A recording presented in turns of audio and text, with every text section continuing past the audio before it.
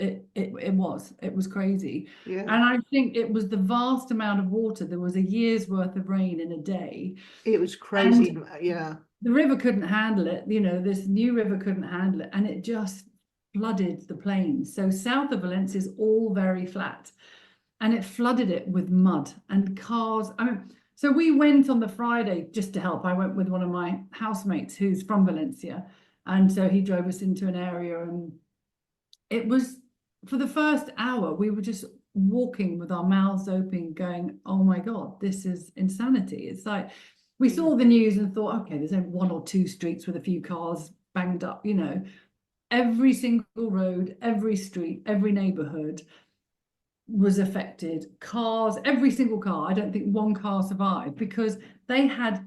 So a car gets pushed in a flood at, I think, a foot or less than a foot, I think it is.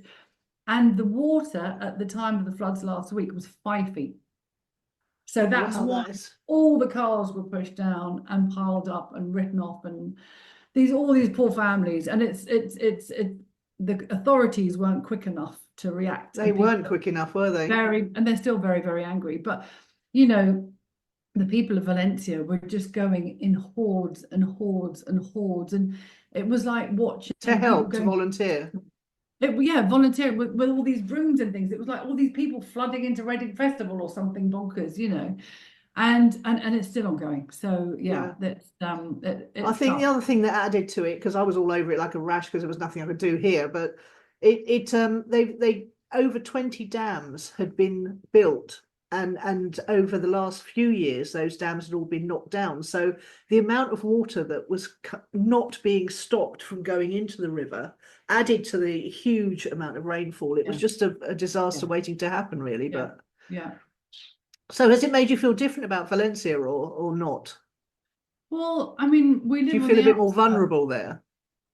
I don't feel vulnerable. No, not at all where we live. But I feel bad. I feel bad about the people that have lost their jobs, their livelihoods, their homes, their cars, their everything. There's no trains, there's no metro service at the moment.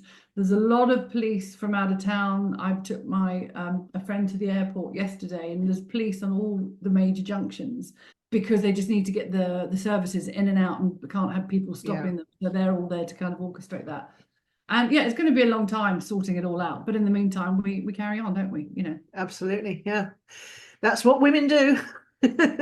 Indeed. Yeah. Challenges as women, right? Or Gen Xers, I think you said. What are the challenges? And there've always been challenges.